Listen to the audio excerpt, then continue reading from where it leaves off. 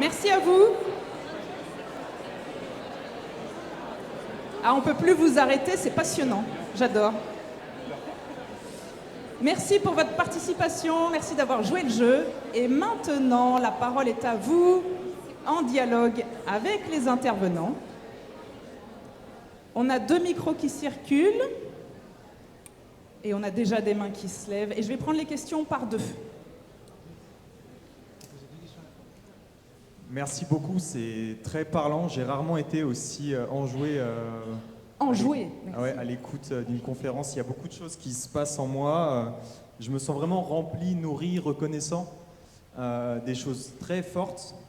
Parce que je crois qu'avec ce que vous dites, on touche du doigt quelque chose d'essentiel. Et moi, je le constate parce que j'anime, comme vous l'avez mentionné, j'anime beaucoup d'ateliers comme des fresques du climat.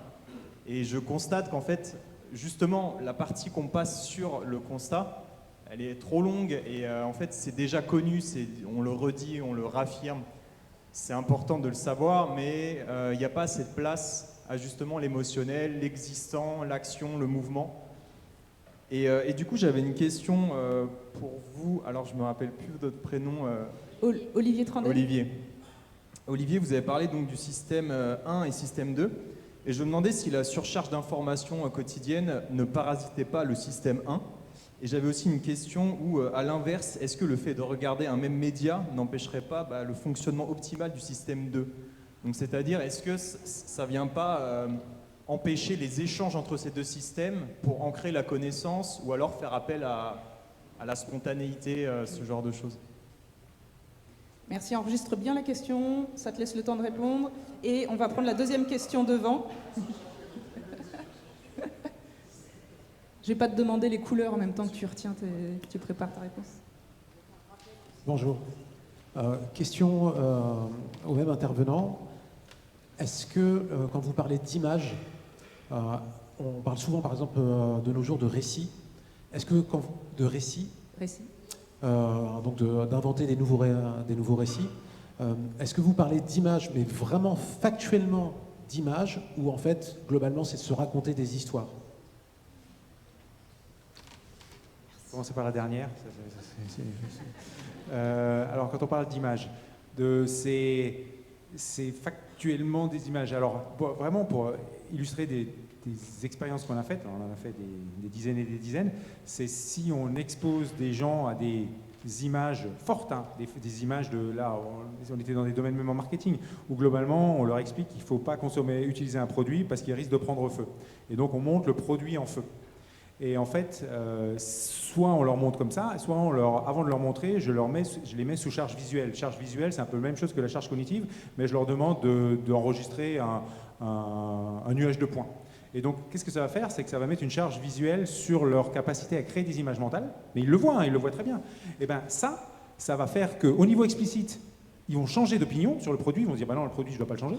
Mais par contre, au niveau implicite, eh ben, ça a bloqué la capacité à créer une image mentale dans le cerveau et ça va faire que l'évaluation du produit, elle n'a pas changé. Donc quand je parle d'images, c'est vraiment des images que le cerveau crée sous forme d'images mentales en fait. Et donc effectivement, par contre, les récits, souvent, quand on fait des récits, c'est des histoires qui créent des images mentales. Donc à partir de là, ça marche, mais voilà, mais à partir du moment où le récit crée des images mentales, souvent c'est le cas. Mais c'est pas toujours le cas, c'est pas nécessairement le cas, mais c'est vraiment factuel, c'est vraiment des images. Alors après, pour revenir sur la notion de charge cognitive, non, j'avais mis mon slide exprès, parce qu'en fait, tout en bas, là, dans ma méta-analyse, il y a depletion. Et depletion, c'est charge cognitive. Et en fait, est-ce que ça marche aussi quand les gens sont sous charge cognitive? Et vous voyez, ça ne croise pas le trait de zéro, en fait, et donc ça veut dire que le fait d'être sous charge cognitive, ça ne nuit pas au changement du système. Ce n'est pas nécessairement quelque chose qui est problématique. Ça ne veut pas dire que c'est mieux, mais en tout cas, ça ne nuit pas au changement au niveau du système. Donc ça, c'est un enseignement, d'ailleurs, c'était assez surprenant dans le résultat de la méta-analyse, mais c'est vraiment un enseignement, c'est qu'on peut changer le système en étant sous charge cognitive. On n'est pas obligé, du coup, de passer par des raisonnements élaborés, et ainsi de suite, quoi. Et après, la deuxième question, c'était... je ne me rappelle plus. C'était... non, la fin de la deuxième question. C'était à l'inverse, est-ce que le fait de regarder un même média... Ah oui. peut empêcher un fonctionnement optimal du système 2 ? Oui, oui, bah, ça va limiter la contradiction, le personnel, hein, en fait, hein, le fait de, voilà, oui, mais après, je pourrais pas répondre, c'est trop. J'ai envie de dire oui, mais scientifiquement, j'en sais rien. Mais oui, j'ai envie de dire oui spontanément. Mais voilà. Peut-être remettre la slide avec la définition système 1, système 2, à moins que vous l'ayez tous en tête, mais ça vaut peut-être le coup de la remettre. J'ai deux Léa J'ai un monsieur qui attendait. D'autres questions? On enchaîne. C'est moi? Ok. Oui, bonsoir et bravo pour votre travail. En vous écoutant, j'ai pensé à deux changements importants. Je pense aux interdictions de fumée qui se sont finalement déployées dans les lieux publics. Et le deuxième, c'était sur le comportement routier, où on est passé de plus de 20 000 morts sur les routes, il en reste encore trop, hein, à 3 000. Est-ce que ce type de changement de comportement, ce sont des choses qui pourraient être débriefées ou analysées et qui pourraient être utiles dans ces changements auxquels on est en train de penser pour le changement climatique et environnemental? Merci. Et une deuxième question à côté. Bonjour. En fait, je pense qu'on est beaucoup ici ou ailleurs à être des influenceurs, entre guillemets, à donner des formations, des sensibilisations. Qu'est-ce que vous donneriez s'il y avait 2, 3, 4, 5 bullet points de ce qu'on devrait faire ou utiliser pour activer un peu ce passage à l'action lors de nos sensibilisations? Oui, sur la première question, pour moi, ça soulève deux enjeux. La première, c'est celle de la contrainte réglementaire, parce qu'il y a quand même eu ça qui est venu jouer un rôle dans l'amélioration de la sécurité routière. Et donc, la question que je pose à cet égard, c'est est-ce qu'on veut que de la réglementation pour la transition et arriver dans un système autoritaire, voire éco-fasciste? Ça, c'est la question.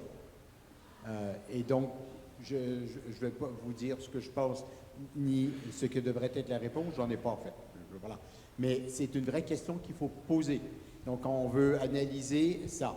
Deuxième chose qu'il faut comprendre aussi, c'est que pour la sécurité routière, même si on peut râler que la vitesse a diminué, que blabla, n'empêche que c'est pour ma sécurité et celle des autres.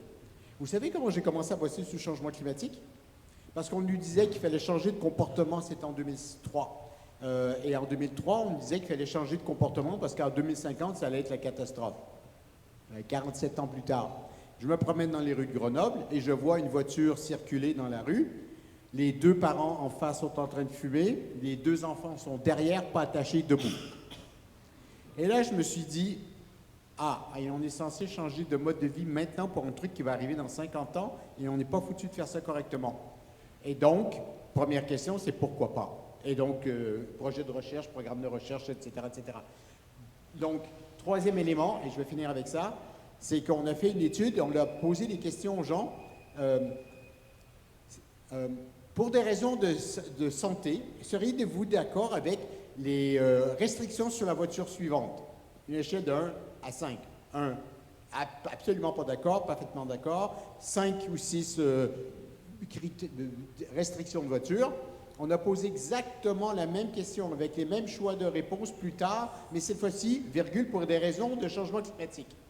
22% de différence d'approbation. À la baisse pour le climat.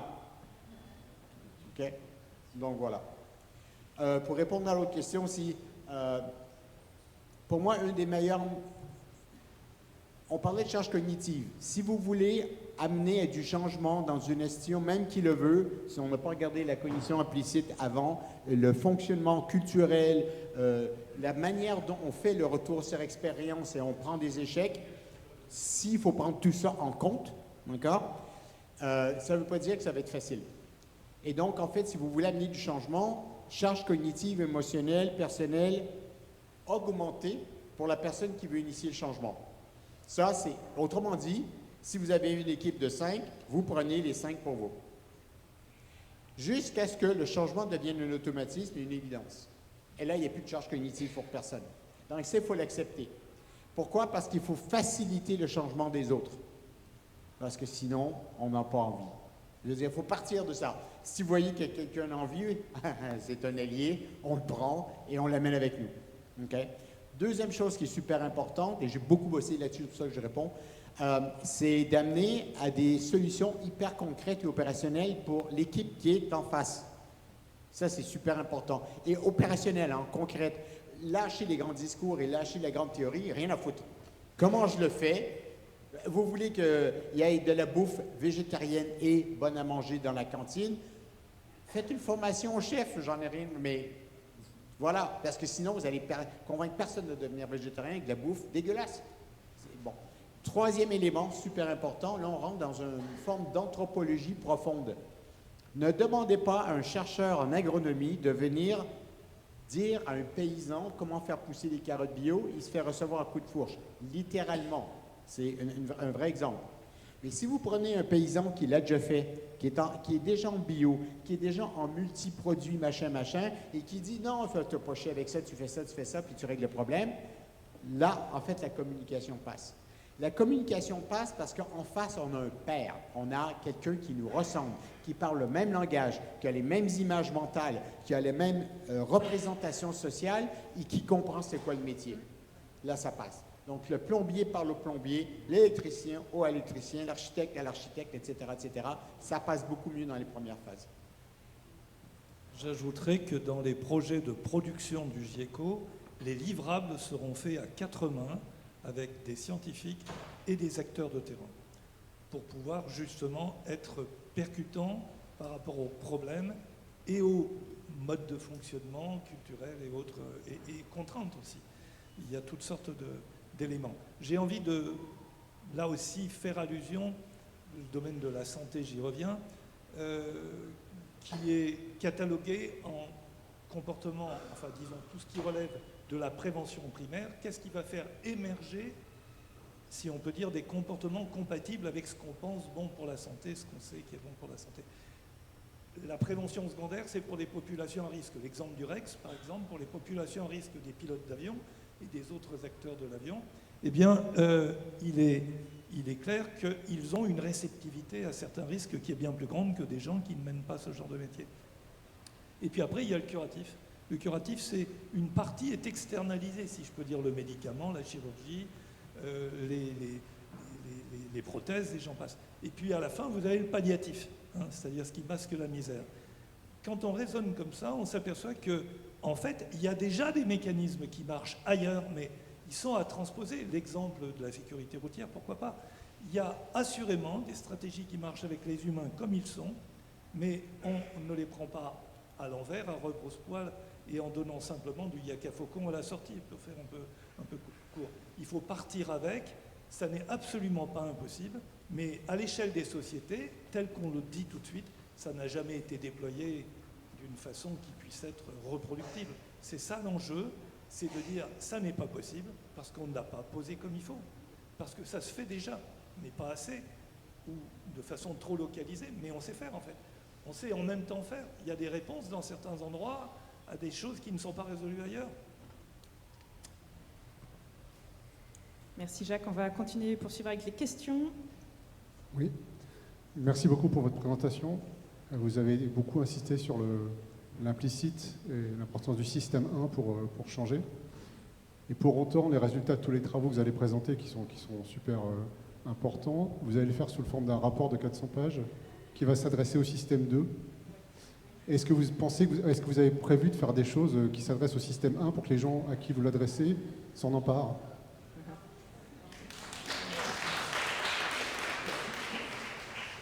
Et on va prendre une deuxième question en même temps. Bonsoir, merci beaucoup pour cette présentation. Est-ce que dans ce tome 1 du rapport, vous avez abordé la question des traumas personnels et transgénérationnels?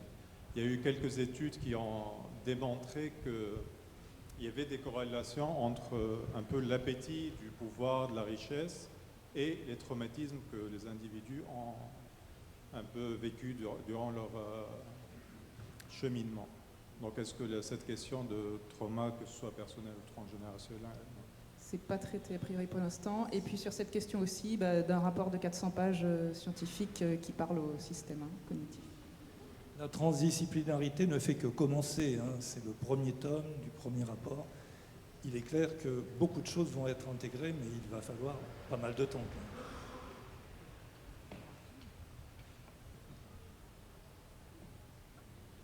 Et la question sur les 400 pages pour le système 2, donc? Oui. En fait, il y a une autre manière de répondre, c'est qu'on va faire un résumé aux décideurs qui va que rappeler l'enjeu de chaque chapitre et qui ensuite va se concentrer sur les actions à prendre en compte, incluant en fait les leçons qu'on a apprises de la cognition implicite, etc., etc. Donc, s'il va y avoir des recommandations pour l'action, j'ai commencé à bosser dessus, mais d'ici la fin de l'année, vous allez l'avoir. Ah, mais juste pour insister sur le fait que les deux systèmes, ils parlent entre eux sans cesse, en fait, ils communiquent entre eux sans cesse. Et par contre, c'est l'apport. Pourquoi j'ai choisi ici l'apport d'entrée du système 1 et d'insister là-dessus, c'est parce que jusqu'à présent, il était largement oublié, en fait. C'est surtout ça. Et que, en fait, c'est surtout ça. Mais bien sûr, la réalité, il faut parler aux deux, et ça, c'est clair. Mais c'est juste, voilà, on a fait un zoom là-dessus parce que c'était oublié. Ouais. J'ajouterai juste au passage, les thérapies cognitives, je suis en plein dedans, donc la deuxième vague, c'est la thérapie rationnelle pour essayer d'apporter des solutions qui fonctionnent sur l'anxiété par rapport à des problèmes émotionnels. La troisième vague, c'est de travailler sur les attitudes qui sous-tendent les aptitudes.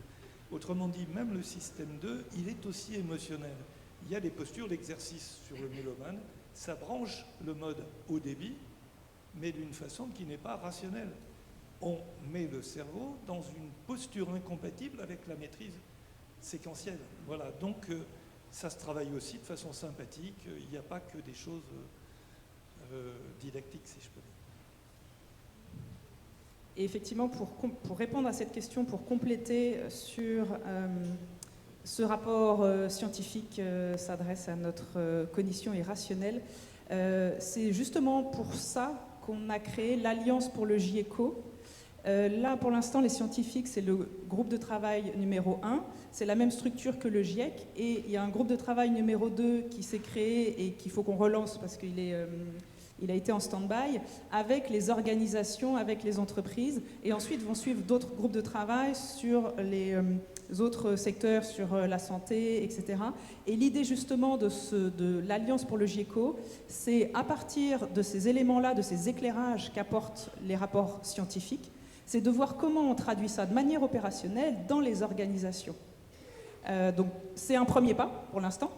Et donc c'est comment ensemble, et vous êtes là dans cette salle et on a des soutiens déjà des membres et des organisations intéressées pour travailler ensemble avec les scientifiques du GIECO pour voir comment rendre ça opérationnalisable. Donc c'est ça tout l'enjeu. Et d'ailleurs, vous êtes invités à soutenir l'Alliance et le GIECO parce que ça nous permet d'avoir des moyens justement pour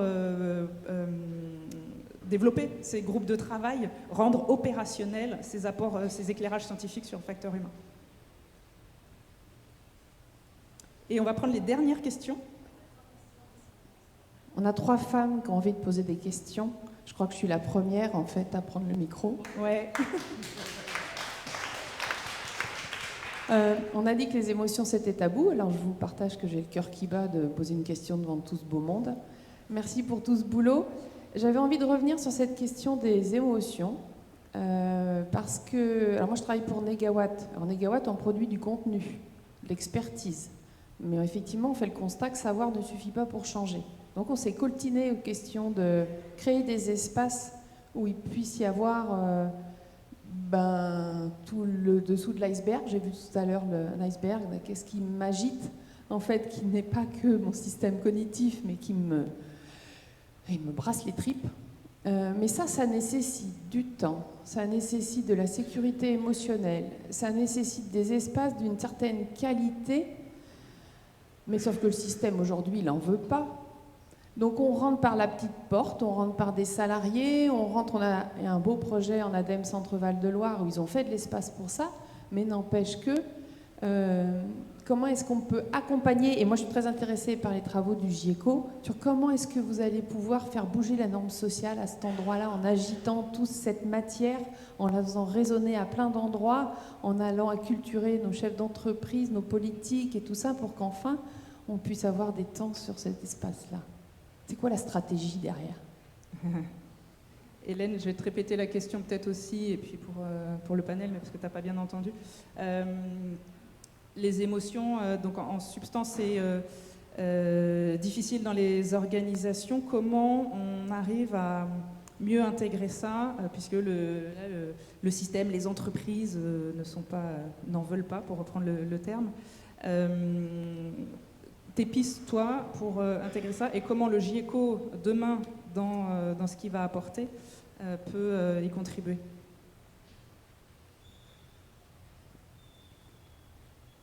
Je branche mon micro, c'est mieux.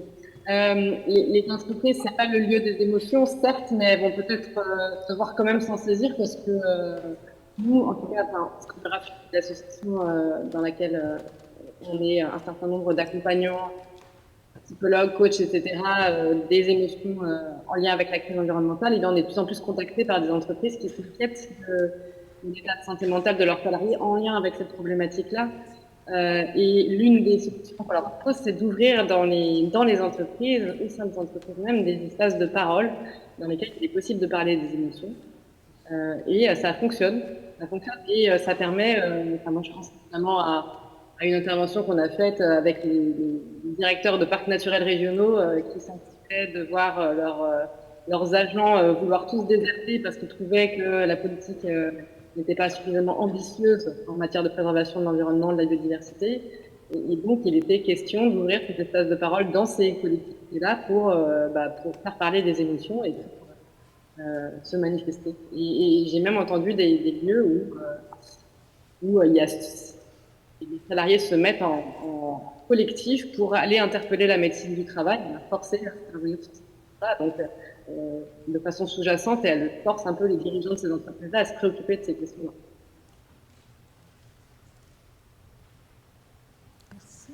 Oui, j'ai une question également, alors qui est d'un ordre tout à fait différent. Alors je dirais je parce que c'est moi qui parle, mais je sais que dans ma sphère professionnelle extra-pro, je ne suis pas la seule. Moi, j'ai un concept qui m'aide le matin à me lever, c'est la notion de tipping point.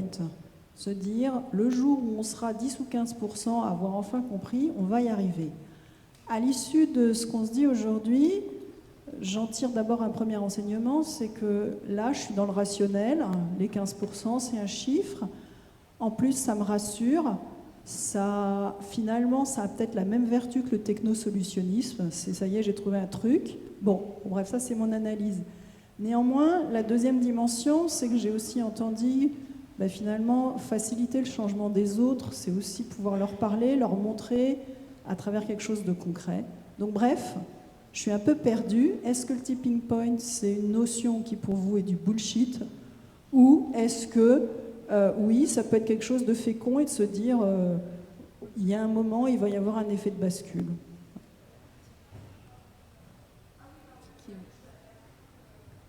Qui a envie de prendre cette question? Oui, on va les prendre après.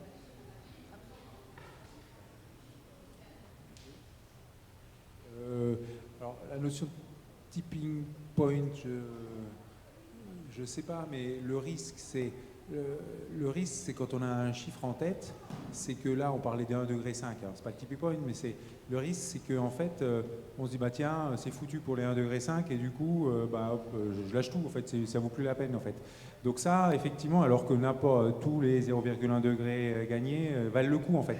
Donc le risque avec des étapes comme ça, de mettre des étapes clés plutôt que de travailler sur laisser l'échelle continue, en fait, hein, ça peut être ça. Ça peut être un risque, c'est de dire, bah tiens, une fois qu'on l'a passé, j'arrête tout, ou j'attends de l'atteindre. Donc ça, c'est un des risques que je vois. Après je sais pas trop. Je ne sais pas sinon. Si ça peut être motivant ou pas en termes de passage à l'action. Ça, peut-être. Pour certains, après, je pense que ça dépend des individus.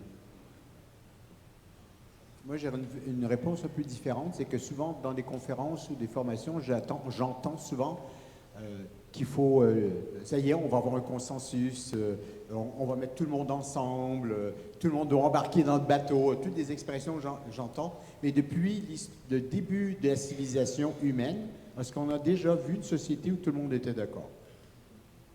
Non. Donc, c'est pas ça qu'il faut attendre, parce que là c'est le suicide collectif, non? Ça, non. Et donc, c'est un peu ce que ma position de base pour l'étude Zen 2050 pour EPS, c'était ça. C'est de dire, là, disons que 15%, 20% des gens qui sont anxieux, pas contents d'être dans la société dans laquelle on vit, mais si on réussit la transition, les gens malheureux seront heureux en 2050 et les heureux d'être dans la surconsommation seront pas heureux en 2050 et c'est pas grave. Les sociétés il n'y a pas de société parfaitement consensuelle. Donc, moi, je suis plutôt dans votre sens pour dire, OK, comment on fait avec une minorité?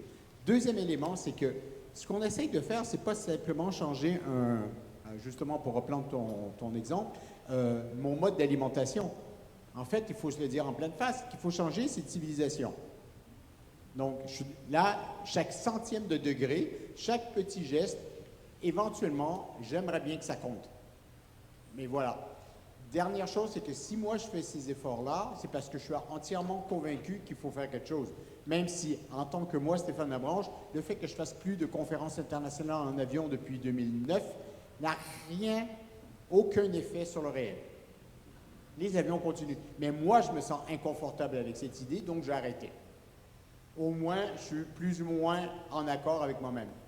Et ça, c'est un élément qui émerge dans beaucoup d'efforts d'entreprise, pour revenir aux émotions, c'est qu'un des éléments forts qui semble avoir un effet sur les chefs d'entreprise qui font des efforts, c'est qu'ils deviennent plus alignés. On a beaucoup fait ça avec Florence. Être aligné avec soi-même offre une espèce de confort d'esprit et d'état d'être, de paix avec soi-même qui bat beaucoup de choses.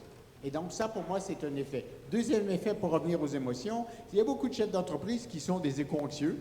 Et il y a beaucoup de chefs d'entreprise qui retournent chez eux, qui se font engueuler par leurs enfants en table parce qu'ils font rien. Et ça aussi, ça a un effet. Ça, c'est des émotions. Ce sont peut-être des portes d'entrée.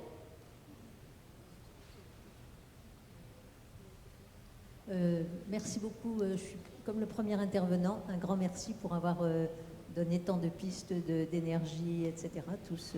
Voilà. Donc, merci beaucoup pour ça. Deuxième merci, c'est la première fois que je vais dans une soirée où je n'entends pas parler d'intelligence artificielle. Il y a d'autres gens. Mais du coup, c'est quand même une question. C'est qu'il y a d'autres gens qui essayent de travailler avec le cerveau des foules. Et comment vous voyez le choc des titans, la confrontation, cette vague que vous lancez sur le changement de comportement et ce qui est en train de se passer en intelligence artificielle pour aller plutôt dans l'autre sens, j'ai l'impression. Donc tu veux qu'on parle d'intelligence artificielle, Claire, et on va prendre la deuxième juste à côté.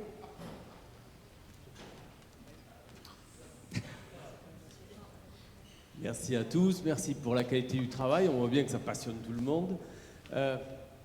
Peut-être sur un autre registre, aujourd'hui, vous tous, si vous aviez une baguette magique pour le GIECO, parce qu'on voit bien qu'il y a des actions à court terme alors que le projet est ambition, il faut quand même aller vite, de quoi nous avons besoin tous, de quoi le GIECO a besoin à très court terme? L'IA.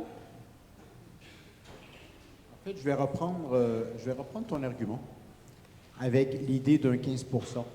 C'est que l'intelligence artificielle peut être utilisée comme le 4e scénario de l'ADEME, très technophilique, en disant « Oh ben, on n'a rien à faire, de toute façon, les technos vont le faire pour nous. » C'est super dangereux parce que c'est super convaincant.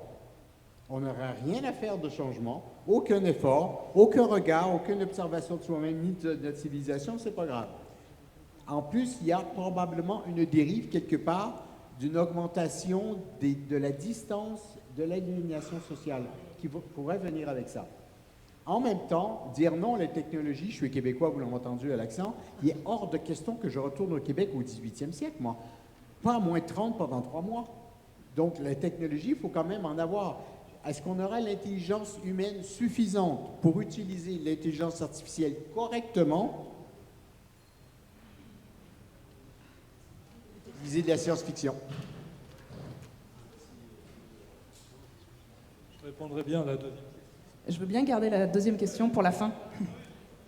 On avait Amélie, il y a une dame qui attendait depuis 10 petites minutes. Alors, je vais essayer de poser ma question en faisant se réunir deux pensées que j'ai eues au fil de ces conférences qui sont porteuses de plein de réflexions et de richesses. La première, c'est quand Hélène a évoqué le fait que l'éco-anxiété était quelque chose de positif, puisqu'en fait, ça marquait une prise de conscience et qu'en général, ça se suivait d'engagement et d'un engagement suivi d'action. Et la deuxième, c'était effectivement le fait que ce qui engageait l'action, ce qui pouvait faire effet de levier, c'était de représenter des choses positivement plutôt que des choses négatives. Et donc, en tant que... Alors, moi, j'accompagne les entreprises, mais ce qui m'a amené à accompagner les entreprises sur la transition, c'est la rencontre d'un mouvement qui est le mouvement des colibris. Et j'arrive pas à m'expliquer avec ces deux faits-là, ce qui fait que le mouvement des colibris est en perte de vitesse, ainsi qu'un nombre d'associations qui, normalement, à un moment où l'éco-anxiété monte, devrait avoir affluence et de fonds et de bénévoles. Et donc, je m'interrogeais sur ce qui manquait à ces nouveaux récits, puisque le film Demain, c'est un nouveau récit, à ce qui manquait à ces nouveaux récits pour ne pas avoir réussi à mobiliser. Et on va prendre la dernière question en même temps.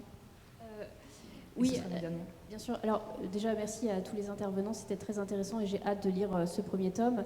Et justement, parlant de tome, est-ce que vous avez beaucoup parlé là, du changement de comportement au niveau des adultes? Est-ce qu'il est prévu justement un volet sur les enfants? Parce qu'on parlait justement des systèmes 1 et 2, et j'ai l'impression, alors je pense que votre étude ne porte que sur les étudiants, hein, mais que les enfants, les plus jeunes, sont plutôt sur le système 1, donc plutôt dans l'intuitif aussi, et qu'il y a un levier vraiment important, mais ça on le sait, hein, quand on prend le tri des déchets par exemple, ils sont prescripteurs par rapport à leurs parents, donc il faut vraiment capitaliser dessus, je pense. Mais aujourd'hui, on est face à une déconnexion avec la nature, on perd un peu ce lien, et on parle aussi du numérique, hein, bien sûr, qui prend le dessus, donc comment on arrive à concilier tout ça? Ok. Merci. Alors, on a dépassé le temps, donc on va être bref pour terminer. On va prendre dans l'ordre la question sur l'exemple des colibris, etc. Donc, il y a déjà ce type d'initiative. Qu'est-ce qui fait qu'on ne les voit pas davantage émerger? Qu'est-ce qui bloque sur ces éléments-là? Ensuite, est-ce que le GIECO va travailler sur les enfants? Et en dernière question, de quoi a besoin le GIECO? Réponse très rapide. Il y a un chapitre en préparation pour le deuxième tome sur la connexion avec la nature et justement avec les enfants et les adultes. Voilà. Mais pour vous donner en vrac tout de suite, le contact sensible, physique avec la nature chez l'enfant, manger une pomme dans un pommier, cueillir des carottes, manger des framboises, des choses comme ça, ça vaut beaucoup plus que 50 pages d'une leçon SVT. Okay? Et c'est un des facteurs explicatifs qui semble émerger comme étant super important sur pourquoi, à l'âge adulte, cet enfant qui devient adulte va avoir envie de protéger l'environnement. Beaucoup plus que des leçons de SVT. Donc, tout ce qu'on voit en France en ce moment avec la végétalisation des cours d'école, oui, ça arrive trop tard, vous allez dire, mais risque d'avoir un effet assez chouette, en fait. Je vais juste aussi parler de ça. Ici, dans mon tableau, là, il y avait une colonne ontogénèse, donc c'est-à-dire est-ce que les associations implicites évoluent au cours de la vie des gens. Et en fait, pour toutes les études existantes, en fait, il n'y a quasiment pas de différence entre les premiers tests qui sont faits à l'âge de 6-7 ans, à l'âge adolescent et l'âge adulte. Ça ne veut pas dire que je remets en cause ce qui a été fait, mais ce qui vient d'être dit, au contraire, hein, mais pour dire que une fois qu'il y a des choses qui sont ancrées très jeunes, en fait, ça a tendance à rester et à pas évoluer. En tout cas, ça n'évolue pas naturellement. Après, la culture, tout ça, ça peut avoir une influence, mais en tout cas, pas naturellement. Donc, c'est important, effectivement, donc c'est d'autant plus important de travailler tôt. Ouais.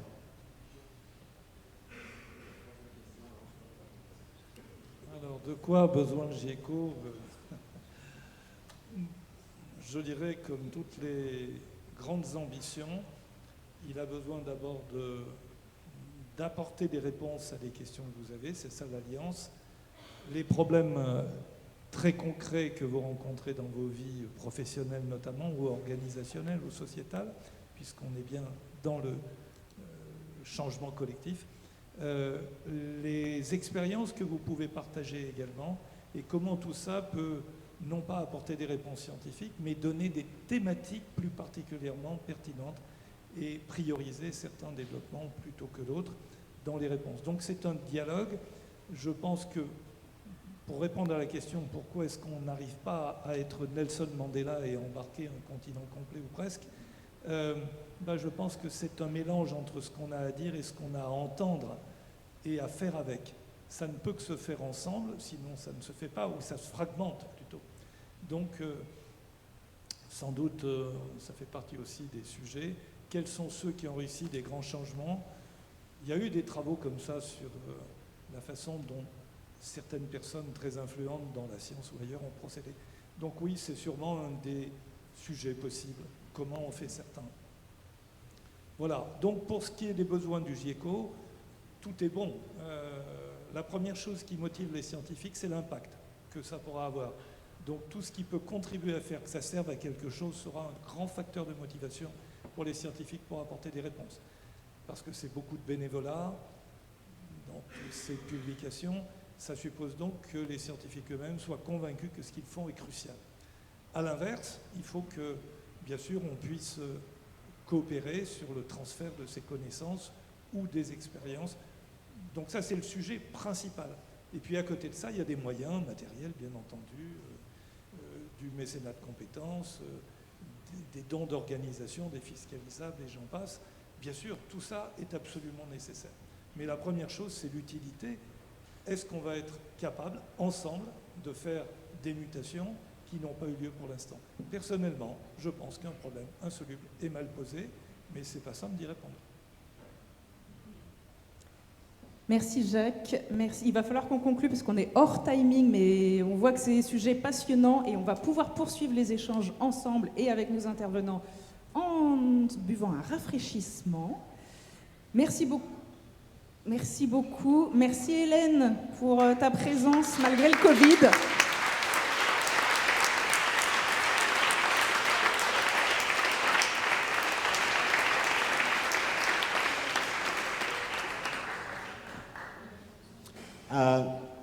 À toutes les personnes qui nous ont aidés depuis 2 ans, qui sont dans la salle, à Émilie, à Jella, à tout le monde, merci beaucoup à nos bénévoles, parce que franchement,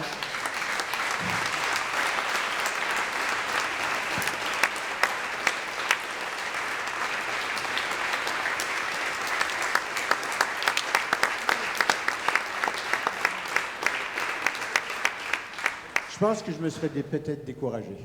Merci à vous. Effectivement, je veux bien que les bénévoles de l'équipe de l'Alliance pour le GIECO se lèvent et qu'on les applaudisse. Merci.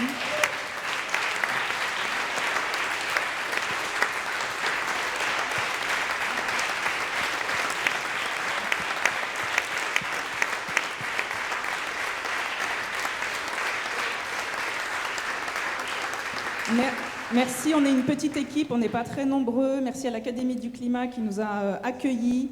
Merci aux auteurs qui sont nombreux sur ce premier rapport. Merci Stéphane d'avoir coordonné tout ça. Merci Jacques d'avoir lancé le GIECO. Là, c'est le début d'une grande aventure. Merci à vous d'être venus présents ce jour de canicule. Ah ouais, non, on n'a plus le temps quand même. Si, on a le temps ou pas? Si? Bon, allez, en 1 minute. En 1 minute, à la volée, en mode popcorn, un mot-clé avec quoi vous repartez? Espoir. Espoir? Image. Image, futur. Énergie? Métascience. Idée, émotion? Système 1, système 2. Persévérance. Exemplarité. Comment?